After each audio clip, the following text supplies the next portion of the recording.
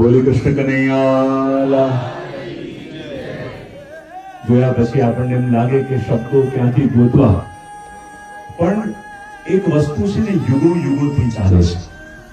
આપણા ગ્રંથો, આપણા ગ્રંથના કર્તાઓ એ દર યુગમાં કોઈ ને કોઈ એવા વ્યક્તિને ગોતે છે કે જેના દ્વારા આપણા પ્રાચીન ગ્રંથો, આપણું સાહિત્ય, આપણા એ સ્ક્રિપ્ચર્સ પાછા દુનિયામાં આવે.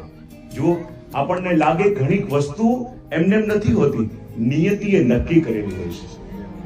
જ્યારે રામાયણ ભૂલાતું હતું અને માનો પ્રભુએ ભગવાન રામે યા તુલસીદાસજીએ રામાનંદ સાગરને નક્કી કર્યા, રામાયણ આવ્યું.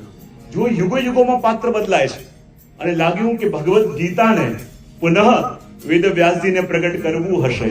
ભગવાનને લાગ્યું હશે કે આ સમયમાં વ્યક્તિ જેવો ગૂંચવાયેલો છે, જેવો એક અનસિક્યોર ફીલ કરે છે, જેવી રીતે એક દુવિધામાં છે, આ ગ્રંથની જેટલી વધારે જરૂરત આ જગતમાં હવે છે કદાચ પહેલા નથી. અને માનો પ્રભુએ અમારા અંકિતભાઈને સિલેક્ટ કર્યા હશે, સિલેક્ટ કર્યા. આ વસ્તુ સિમ્પલ ન રહે. આ વસ્તુ છે ને નિયતિ નક્કી કરે છે કે એ ગ્રંથોને સારા રૂપમાં, કે જ્યારે આજનો સમય અને આજનો સમાજ સમજી શકે એ રીતે પ્રસ્તુત કરવા માટે.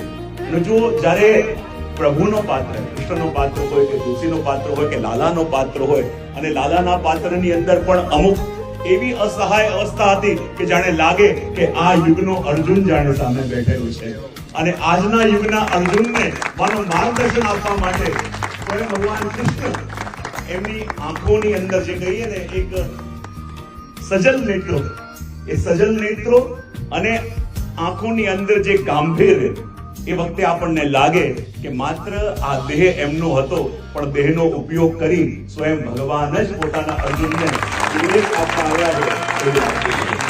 બધા પાત્રો અદ્ભુત. અને આ વસ્તુ એવી છે ને કે જ્યારે પ્રભુએ જન જન સુધી પહોંચવાનું નક્કી કર્યું હોય ને, ત્યારે પછી એ વસ્તુને કોઈ રોકી ન શકે. ફૂલમાં સુગંધ આવે, કોનો સામર્થ્ય છે કે ભમરાઓને આવતા રોકી ન શકે. અને એવી સુગંધ તમે વ્યાપ્ત કરી રહ્યા છો કે મને તો લાગે છે કે વિશ્વના પ્રત્યેક કૃષ્ણ પ્રેમી જનોએ આ જોવું જોઈએ.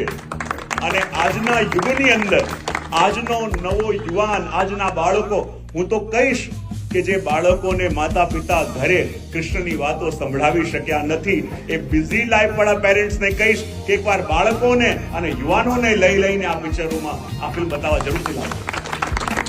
અને ફરી એકવાર ટીમને ખૂબ ખૂબ અંતકરણની શુભકામના આપું છું.